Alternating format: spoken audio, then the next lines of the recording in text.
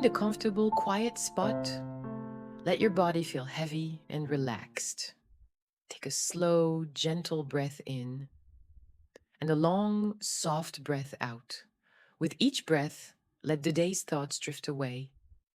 Just be here, still and quiet. All right, let us settle in. Take a slow, deep breath and allow the story to unfold like the unfurling of a fern in the quiet morning mist. Once upon a time, in a valley cupped gently between hills that rose like the soft shoulders of slumbering giants, lay a village named Somnolence. The air itself seemed to breathe more slowly here, heavy with the scent of damp earth, wild thyme, and the distant sweet perfume of honeysuckle that clambered over ancient stone walls. The forests that draped the hillsides were deep and old, their canopies a tapestry of 1,000 greens, filtering the sunlight into a dappled, ever shifting dance on the mossy floor below. Even the river, the Serene, meandered through the valley with a sighing reluctance, its waters the color of jade, reflecting the endless pale blue sky. The cottages of Somnolence were a dream woven into reality. Their rooftops, fashioned from weathered wooden shingles the color of soft dove gray, slanted at comfortable angles, as if they too were nodding off. From their stout stone chimneys, smoke the color of twilight would curl not in hurried plumes but in lazy, thoughtful ribbons that unspooled into the still air, carrying the comforting aroma of baking bread or gently simmering stew. Beneath each window, spilling over with a quiet abundance, were flower boxes. They weren't filled with garish, loud blooms, but with the gentle hues of lavender, pale pink climbing roses, forget me nots like tiny chips of the sky, and velvety pansies with faces that seemed to contemplate the slow passage of time. The pathways between the cottages were not paved with harsh stone, but with smooth river washed pebbles that murmured softly underfoot, a sound like distant, gentle rain. The people of Somnolence moved with an unhurried grace that mirrored the rhythm of the valley. Their voices were soft, like the rustle of leaves in a summer breeze, and their smiles were genuine, warming the heart like a sip of mulled cider on a cool evening. When they met, perhaps by the moss covered well in the village square or along a sun dappled lane, their greetings were unhurried, their inquiries sincere. Good morrow, Elira, a farmer might say, his voice a low rumble. May your day be as peaceful as the dawn. And Elira, her hands dusted with flour, might reply, and yours, Master Hemlock? May your fields drink deeply of the soft rain. They helped one another without a second thought, a shared load feeling lighter, a mended fence, a small act of communal care. Harvests were communal affairs, the bounty shared with a quiet joy, the clinking of mugs filled with cider, and the soft strumming of a lute, the only sounds to break the evening's gentle hush. Even the animals seemed to have absorbed the profound tranquility of the place. A portly sheepdog, its fur the color of old straw, would be found napping in a patch of sun-warmed dust by a cottage door, its tail giving a lazy thump now and then. Cats, sleek and silent, would stretch languidly on windowsills, their eyes half closed in purring contentment, observing the world with a detached, sleepy wisdom. And the birdsong, oh, the birdsong was a symphony of serenity. The fluting call of the wood thrush, the gentle cooing of doves, the distant melodic trill of a nightingale just beginning its evening serenade. Each note seemed designed to soothe, to lull, to draw one into a state of peaceful reverie. Their melodies always seemed to fade out on a gentle descending note, like a musical sigh. In this haven of somnolence, where the days drifted by like fallen leaves on the serene river, no one could recall a moment of cruelty, nor a heart chilled by unkindness. It was a place bathed in the soft glow of perpetual sunshine, occasionally kissed by a rain so gentle they felt like a blessing. Even the winds, when they chose to stir, seemed to whisper secrets of ancient peace through the tall grasses and the whispering leaves of the willow trees that lined the riverbank. The very air was a lullaby. But one day, as the afternoon sun cast long, sleepy shadows across the valley, a subtle shift occurred. It wasn't a storm, nor a sudden clamor, but something far more insidious. A visitor arrived. He did not announce himself with a flourish or a trumpet call, he simply appeared, as if coalesced from the deeper shadows at the edge of the forest. He was wrapped in a cloak of a fine, dark wool that seemed to absorb the light, and he leaned upon a walking stick of gnarled, polished wood that tapped with a quiet, almost hesitant rhythm on the cobblestones. His smile was broad, almost too broad, stretching his thin lips over teeth that were surprisingly white. Yet it was his eyes that held a disquieting quality. They were a pale, luminous gray, and within them a tiny flame seemed to flicker, restless and unceasing, like a candle flame caught in an unseen draught, never quite settling. He moved through the village with an unnerving smoothness, his voice a low, melodious hum. He admired Ilara's roses, noting their deep crimson blush. He complimented Master Hemlock on the straightness of his newly ploughed furrows. He praised the sweetness of the honey from the hives tended by old Manon. But then, after the pleasantries, after the shared cup of lukewarm tea, his voice would drop, becoming a confidential whisper, a silken thread of insinuation. To Ilara, admiring her neighbor Lyra's vibrant sunflowers, he might murmur, "Such a shame your roses, lovely as they are, don't catch the sun quite as well as Lyra's blooms. One wonders why her plot is always so favored by the light." To Master Hemlock, resting after a day in the fields, he might say, his voice barely audible above the cricket's evening song, "Remarkable. How young Finnegan's apples always seem to be the plumpest, the most unblemished. Yours are fine, of course, but one notices these small advantages." And to kind hearted Thomas, who had spent an afternoon helping mend a widow's leaking roof, the visitor might sigh, "Such generosity, Thomas. But do you ever feel taken for granted? You give so freely, while others, perhaps, merely take." These whispers, soft as moth wings, began to settle in the quiet corners of the villagers' minds. Small, prickly seeds of doubt, no bigger than a speck of dust, began to take root in the fertile soil of their once open hearts. Conversations, once flowing as freely as the serene, became stilted, punctuated by silences that were no longer comfortable, but filled with unspoken questions. The easy warmth between neighbors cooled, replaced by a guarded watchfulness. Smiles, when they appeared, didn't quite reach the eyes, and soon the soft murmur of voices was occasionally broken by the sharper, jarring sound of disagreement, echoing uneasily down the pebble pathways where only laughter and gentle song had lived before. The lazy ribbons of smoke from the chimneys seemed a little thinner, a little grayer. It did not take many turning of the seasons, many cycles of the moon, waxing and waning in the velvet sky before the village, its spirit frayed by these unseen barbs of jealousy and mistrust, fractured. A tall, unyielding stone wall, gray and cold, was laboriously built, cleaving the heart of Somnolence in two.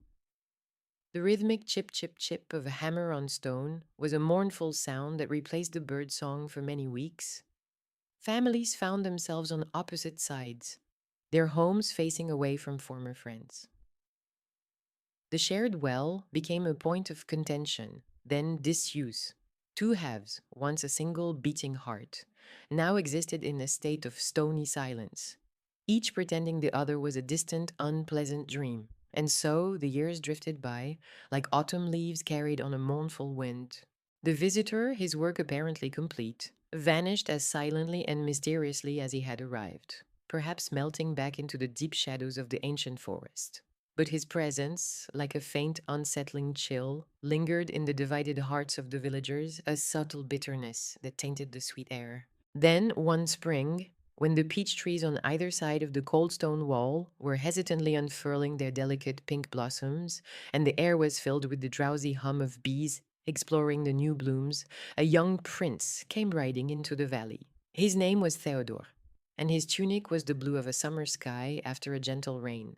His eyes, the color of warm amber, were bright, with a gentle curiosity and an inherent kindness that seemed to radiate from him like soft sunlight. He had heard tales, old tales, of a valley village so peaceful it was said to be touched by magic, and he wished to see this legendary somnolence for himself. To his quiet surprise and deep disappointment, he found not a harmonious whole, but a community cleaved by a stark gray wall. The air on one side felt subtly different from the other, a little heavier, a little sadder, curious, and with a gentle persistence.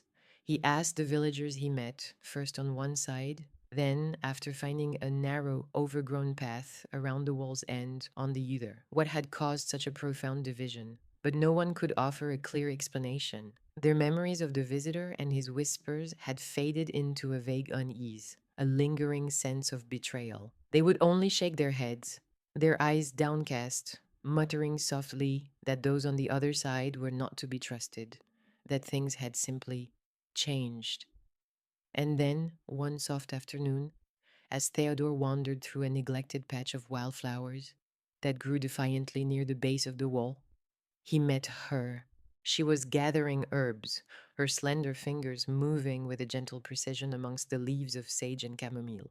Her grandmother, a woman whose face was a roadmap of kindness edged by time, sat nearby on a smooth, moss covered stone, her hands resting in her lap, her eyes closed as if listening to the secrets of the earth. The young woman's name was Elise. Her hair, the rich dark brown of damp forest soil after a spring rain, was caught back loosely with a ribbon the color of violets, and a few stray tendrils softened the line of her gentle face. When she looked up and saw him, her initial surprise gave way to a shy smile, and her laughter, when he made a light jest, sounded like the delicate chime of wind through willow leaves, a sound both bright and soothing. Her parents were long gone, memories as soft and distant as mist, and she lived a quiet, unassuming life with her grandmother, tending their small garden, coaxing honey from their few beehives, and filling their small cottage with the scent of drying herbs and quiet contentment. Theodore found himself utterly enchanted, not by a dazzling beauty, but by the profound peace that seemed to emanate from her, like the warmth from a gently glowing hearth. Day after day, he found reasons to return to that quiet, sun dappled spot near the wall. He would bring a small offering, a loaf of freshly baked bread from his travels, its crust still warm, a small, intricately carved wooden bird, or simply a story from the world beyond the valley. In return, Elise would share her knowledge of herbs. Her grandmother would offer him tea brewed with mint and honey, and they would talk, their voices blending with the lazy drone of the bees and the sigh of the wind. Love, as quiet and gentle as the unfolding of a fern, began to bloom between Theodore and Elise, as natural and sweet as the wild violets that carpeted the edges of Elise's garden. At last, under the soft light of a crescent moon, as the air grew cool and fragrant with night blooming jasmine, Theodore, his heart full, asked Elise to be his wife. Her eyes, luminous in the twilight, filled with a gentle joy. But tradition, in Somnolence, was a deeply rooted ancient tree. Elise's grandmother, her voice soft but firm, explained that the prince, noble though he was, must seek the formal blessing of Elise's uncle, the girl's only living male relative, her mother's brother. There was but one significant obstacle. The uncle, a man named Silas, lived on the other side of the cold stone wall. He was known to be a quiet man, but one whose heart, it was said, had grown as hard and unyielding as the stones of the barrier itself. Theodore, his resolve as steady and gentle as his nature, was not to be deterred. He would not let a mere wall, however symbolic, stand between him and the happiness he had found with Elise. Late one evening, when the stars were like scattered diamonds on black velvet, and the only sound was the distant hoot of an owl, he found a small, forgotten wooden gate in the wall, almost hidden by ivy and shadowed by an ancient yew. It creaked open with a mournful sigh, as if unused for generations. He slipped through and made his way, guided by the faint glow of a single lamp, to the uncle's cottage. Silas was a man whose shoulders were stooped, not just with age, but with a weariness that seemed to emanate from his very soul. His cottage was neat but sparsely furnished, the air within holding a faint lingering scent of wood smoke and old sorrows. When Theodore, with quiet respect, explained his love for Elise and his wish for her hand, Silas listened in silence, his gaze fixed on the flickering flame of the lamp. Then his voice, raspy from disuse and tinged with an old ingrained bitterness, refused. That side, he said, his eyes flicking towards the unseen wall, has brought nothing but shadows. They cannot be trusted. I will not give my blessing for my sister's child to be bound to their ways. The prince left with a heart that felt heavy, like a stone in the riverbed. But his spirit, though dampened, was not extinguished. He was a man of quiet patience, of gentle persistence. He began to write letters, not grand pronouncements, but simple, heartfelt messages penned on soft parchment in a flowing, gentle hand. He sent them not only to Silas, but to others he had spoken with on the other side of the wall. He did not argue or plead. Instead, he told stories, gentle stories of Elise's innate goodness, of the quiet joy she found in her bees and her violets, of the way her laughter could make the sun feel warmer. He wrote of the wind that still whispered through the valley, a wind that knew no walls, a wind that carried the scent of peach blossoms from one side to the other, a wind that seemed to long for the valley to breathe as one again. He spoke of shared memories, of the taste of cider from a communal press, of festivals celebrated long ago under the same sky. Slowly, almost imperceptibly, something began to shift. Children, naturally curious and unburdened by the weight of old grudges, found the forgotten gate. Timidly at first, then with growing confidence, they began to slip through, their soft giggles and the patter of their small feet, weaving a new fragile thread between the divided halves. One sun-drenched morning, Elise's grandmother, with a quiet smile, sent a small pot of her golden honey, fragrant with clover, over the wall with a returning child. The next afternoon, a basket filled with blushing peaches, still warm from the sun, appeared in its place on her doorstep. The wall, built of stone and bitterness, began to crumble. Not with the force of hammers or the blast of cannons, but with the gentle, persistent erosion of shared memories, small kindnesses, and the tender shoots of rekindled hope. The sharp edges of resentment began to soften, like stones worn smooth by a slow, patient river. When Silas next looked into Theodore's steady, kind eyes, he saw not a representative of the other side, but a young man whose love for his niece was as clear and true as the water from a mountain spring. A deep sigh escaped Silas, a sound like the settling of old timbers. He nodded, just once, a slow, deliberate movement. And that single, quiet gesture was enough. The weight of years seemed to lift from his shoulders.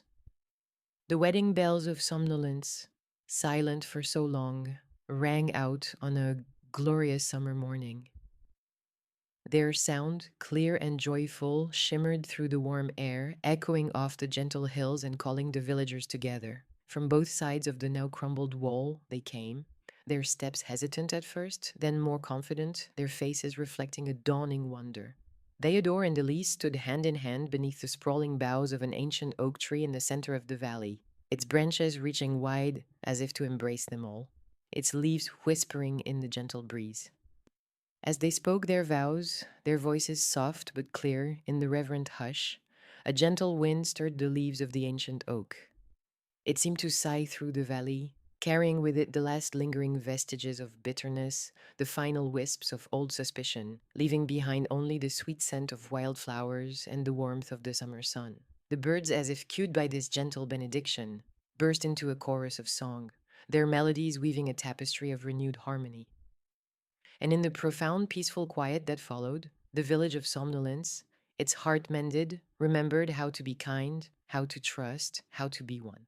And so, under a sky painted with the soft hues of twilight, lavender, rose, and deepening indigo, with the first stars beginning to prick the velvet canopy above, the village became whole again, its peace deeper and more cherished than before. And the prince and Elise, they lived and they loved in the heart of that reawakened valley, their days filled with gentle joys and quiet contentment, for many, many peaceful years to come. Their lives, like the serene river, flowed smoothly, deeply, and happily ever after. Now, close your eyes. Let the gentle images of somnolence, the soft sounds, the peaceful air, settle around you like a warm, comforting blanket. Feel the quiet rhythm of the valley, the slow breath of the ancient forests, the gentle murmur of the river. Rest now. Good night.